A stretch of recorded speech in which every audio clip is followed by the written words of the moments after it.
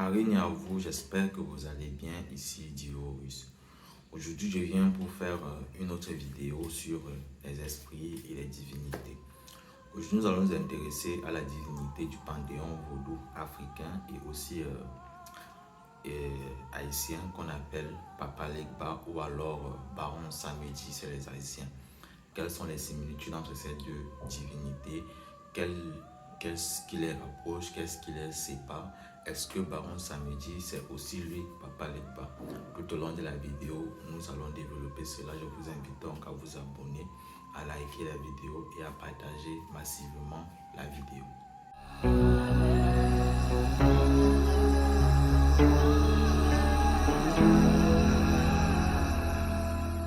Entrons dans le vif du sujet.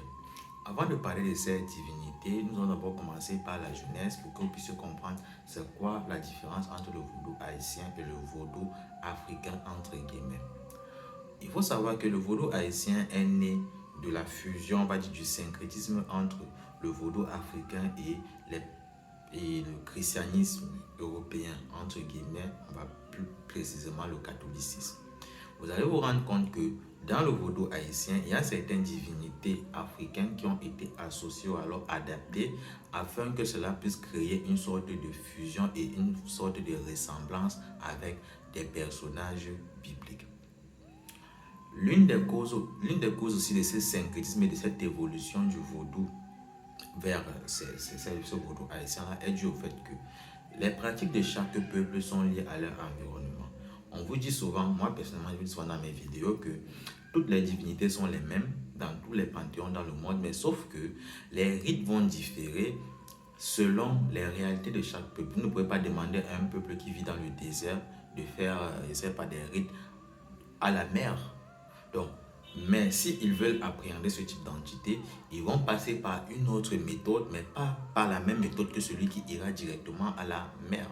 Tout comme par exemple quelqu'un qui vit, je ne sais pas, au pôle Nord, pour faire appel à une divinité, par exemple, qui est une divinité, qui est généralement invoquée dans la forêt, chez les Pygmées par exemple, ne va pas passer par la forêt, il va passer par une autre méthode que son environnement lui permettra de faire en fait pour pouvoir accéder à cette divinité. Bref, c'est pour vous dire que l'environnement aussi dans lequel nous nous trouvons a beaucoup impacté nos traditions et aussi notre spiritualité. Vous allez voir, les peuples côtiers sont très liés au rituel des eaux. Les peuples des montagnes sont très liés aux rituels qui sont liés à la terre, aux plantes aussi. Les peuples de la forêt sont aussi liés aux rituels qui sont liés à la terre, aux arbres et aux plantes. Donc, il y a une certaine différence. Et même les peuples disaient, on les pratique, on les particularités spirituellement parlant. Donc, ce que vous devez comprendre que l'environnement influence beaucoup notre mode de vie. Bon, vous comprenez donc pourquoi à un certain moment le vaudou de l'autre côté de l'Atlantique a dû évoluer, parce que étant dans ce nouveau monde, ayant voyagé, ayant apporté avec eux la connaissance ancestrale africaine, ils se sont trouvés face à des obstacles qui ne leur permettaient pas de pratiquer avec sérénité et pleinement leur spiritualité de manière originelle. Donc il fallait donc faire évoluer cette spiritualité avec les éléments qu'ils avaient autour d'eux. Donc, et à cela, ils ont donc associé la spiritualité qui venait du christianisme pour créer ce qu'on appelle le vaudou haïtien. Qui est donc Papa Legba? Qui est Baron Samedi? Il y a souvent la confusion entre ces deux divinités. Déjà, il faut savoir que Papa Legba, lui, il vient du vaudou africain. Baron Samedi, il vient du vaudou haïtien. Quelles sont les similitudes? Il faut aussi noter que dans le vaudou haïtien, on fait aussi parfois, c'est pour certains rares cas, appel à Papa Legba. Mais par contre, dans le vaudou en Afrique, on ne connaît pas Baron Samedi. Ceux qui travaillent avec Baron Samedi, ils le travaillent suite à les expériences qu'ils ont eues de l'autre côté, qui sont partis étudier là-bas peut-être, ou alors à leurs connaissances qu'ils ont acquis en s'instruisant. Mais je parle là dans les traditions, dans nos villages, on ne connaît pas Baron Samedi. Maintenant, qui est Papa Legba? Quel est son rôle? Qui est Baron Samedi? Quel est son rôle? Pourquoi il y a cette similitude? Papa Legba est le dieu intermédiaire. C'est lui qui est le gardien du portail qui sépare le monde des vivants, le monde visible, le monde physique au monde invisible. C'est pour ça que dans toutes les cérémonies, entre guillemets, vaudou, quand on fait des cérémonies, par exemple dans certains rites haïtiens et même dans certains rites africains, on fait d'abord appel à l'Egba, on lui fait d'abord des offrandes pour qu'il puisse ouvrir le portail qui lie les hommes au monde invisible afin de faire appel à la divinité sollicitée. Au-delà de cela, Papa Legba lui-même a la capacité d'exaucer les désirs de ses adeptes. Maintenant, quand on travaille avec Papa Legba, quand on reçoit le fétiche de Papa Legba, il y a des règles à observer. Donc, la règle d'or, la première des règles que vous devez observer quand vous travaillez avec Papa Legba, c'est que vous ne devrez jamais lui offrir de l'alcool. D'autres personnes vont vous dire que le djinn, c'est pas ça, parce qu'ils ont eu des visions, bref. Mais il ne faut jamais offrir, à ce que je sache, de l'alcool à Papa Legba. Car à lui offrant de l'alcool, vous êtes en train en quelque sorte de le souiller, de l'énerver en fait. Et il y a même des rites où on part jusqu'à un adepte de Papa Legba veut même vous faire du mal. Il part juste voir le fétiche de Legba et dit Papa, je viens pour t'offrir ce présent. Et en venant t'offrir ce présent, il y a tel, par exemple Coca-Cola, il y a Coca-Cola qui m'a demandé de t'offrir de l'alcool. Est-ce juste, papa? Et c'est là donc vous allez vous rendre compte que juste après avoir dit cela à Legba, la personne se retrouve frappée. Même si Papa Legba sait que la personne n'a peut-être pas dit cela, elle sait que c'est une façon indirecte pour vous de dire que cette personne vous a causé du tort. Donc vous dites, elle m'a demandé de vous donner de l'alcool. Donc si vous ne voulez pas dire qu'elle vous a demandé qu'elle vous a causé du tort en fait. Bref, donc en conclusion, Papa Legba c'est le messager. C'est celui qui garde le portail qui sépare le monde des vivants au monde des esprits. Papa Legba est aussi un esprit, une divinité qui règne sur les carrefours et qui règne aussi sur les routes. Donc on parle de route, on parle de voyage, d'évolution aussi. Tandis que Baron Samedi, lui, il est le gardien du monde des morts et des cimetières. Il réside dans les cimetières. Donc, vous voyez déjà que la seule similitude, c'est que les deux sont des gardiens d'un portail qui sépare le monde des vivants et le monde des morts. Sauf que Baron Samedi s'est spécifié que lui n'est que le gardien du monde des vivants et des morts. Ce qui veut dire que tout ce que vous allez faire avec Baron Samedi devra être lié aux énergies de l'autre côté, donc de l'au-delà, les énergies de mort. On peut parler par exemple de nécromancie ou de magie ancestrale. Voilà. Tandis que dans le panthéon africain, Legba, lui, il est universel. Si vous voulez faire appel à une divinité ou un esprit qui travaille de l'autre côté, toujours du côté des morts, vous pouvez toujours passer par Legba parce qu'il est toujours le gardien de tous les portails. C'est comme ça qu'on le considère en Afrique. Maintenant, quels sont les attributs de ces deux divinités? Déjà dans le panthéon haïtien, il y a ce qu'on appelle les VV.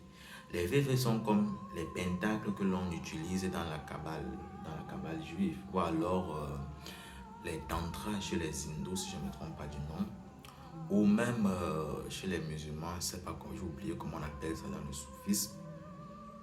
Bref, c'est un ensemble de figures qui sont dessinées, des figures occultes bien sûr, qui contiennent plusieurs symboles, parfois plusieurs écritures aussi, qui sont dessinées afin d'entrer en contact avec une certaine énergie ou une certaine divinité. Donc dans la kabbale juive, on parle de pentacle.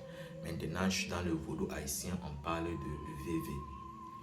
Les pentacles et les VV sont aussi comme des fétiches parce qu'ils représentent en quelque sorte le socle par lequel l'entité va manifester ses énergies.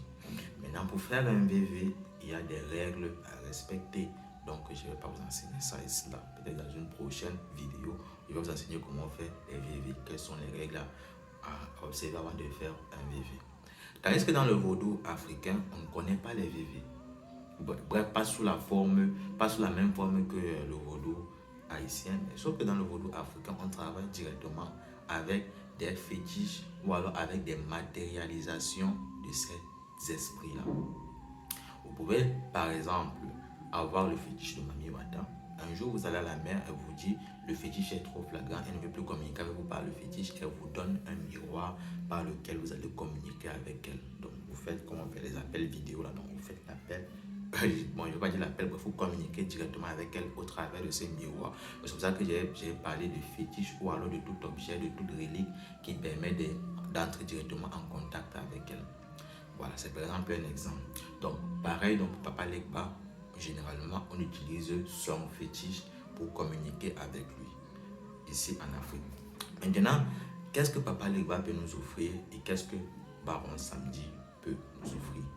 Baron Samedi, généralement, c'est un loi qui est invoqué lorsque il faut, dans la plupart du cas, faire du mal, mais pas que, parce qu'avec Baron Samedi, on peut certes faire du mal, mais on peut aussi faire du bien. On peut chasser des maladies, on peut guérir des maladies qui sont généralement taxées de maladies incurables, en transmettant ces maladies-là dans le domaine de Baron Samedi. Et pour le faire, il faudrait son accord. Dans ce cas, donc, le maître qui le fait devra aller avec vous dans un cimetière où il creusera une tombe. Il fera appel à Baron Samedi avec les offrandes qu'il faut. Et donc, à ce moment, il y a des rituels qui seront faits sur vous. Et la maladie rentrera dans le monde des morts. En quelque sorte, vu que la maladie, c'est une manifestation énergétique, cette énergie va être transférée dans le monde des morts. Vous voyez déjà qu'avec Baron Samedi, on a pu obtenir guérison, ce n'est pas mauvais. Avec Baron Samedi aussi, on peut faire aussi ce que on appelle souvent le trafic des âmes. Donc, il y a des personnes qui font le trafic des âmes. Ici au Cameroun, on parle souvent des femmes là, où on te prend, ou on vend des personnes qui vont de l'autre côté et vont travailler là-bas. Ces genres de pratiques sont faits avec l'intermédiaire des esprits qui règnent sur la mort, parce que cette mort est une mort apparente. Il faudrait que cet esprit, en quelque sorte, pendant un certain temps, puisse avoir accès au monde physique pour faire opérer sa magie. Et pour cela, il faut toujours passer par Baron Samedi. C'est juste un exemple, il y a plusieurs autres méthodes de le faire. Et tandis que avec Papa Legba, vous pouvez avoir tout ce que vous voulez. Vous pouvez lui demander tout ce que vous voulez. Et Papa Legba, contrairement à Baron Samedi, Baron Samedi est assimilé à un côté négatif. Même s'il n'est pas lui-même une divinité négative, mais il est associé dans l'imagerie qui découle de Baron Samedi, c'est que c'est un loi de la mort, c'est un loi de tout ce qui est maléfique, de tout ce qui est pourriture, de tout ce qui est mauvais. Même si on ne l'utilise pas que pour faire du mal. Tandis que Papa Legba en Afrique, lui, il est plutôt complètement neutre. Papa Legba en Afrique est plutôt considéré comme cette divinité, cette entité-là, qui est à la fois le père de ses adeptes, donc le père des personnes qui le servent, et aussi celui qui les accompagne, qui les guide et qui les protège. Même si il peut aussi servir à faire tant le bien que le mal, il est d'abord le protecteur, le guide de ses adeptes. Je ne sais pas si vous comprenez. Et l'autre point aussi, c'est que par exemple, Baron Samedi, il tolère par exemple le vin, si je ne me trompe pas. Il tolère le vin, généralement le vin rouge. Tandis que tout ce qui est alcoolique, Papa Legba ne tolère pas. Donc, en conclusion, bref, vous savez que je ne lis pas, il vient seulement, il fait mes vidéos comme ça. Peut-être quand je vais faire le prochain live, si vous avez des questions, vous allez poser vos questions. Voilà. Donc, en conclusion, on va dire quoi?